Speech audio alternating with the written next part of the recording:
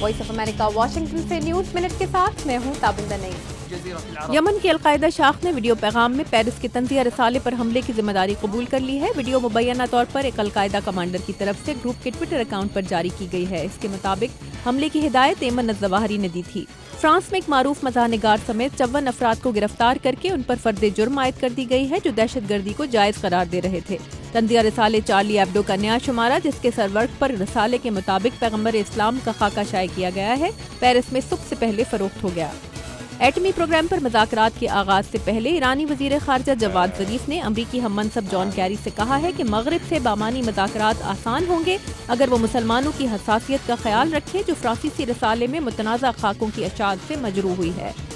Pope Francis Sri Lanka पहुंचे हैं, जहां उन्होंने 25 साल से खाना जंगी का शिकार तामिल आबादी से इजहार यकजहती के लिए ईसाइयों के मुक़द्दस मकाम का दौरा किया है।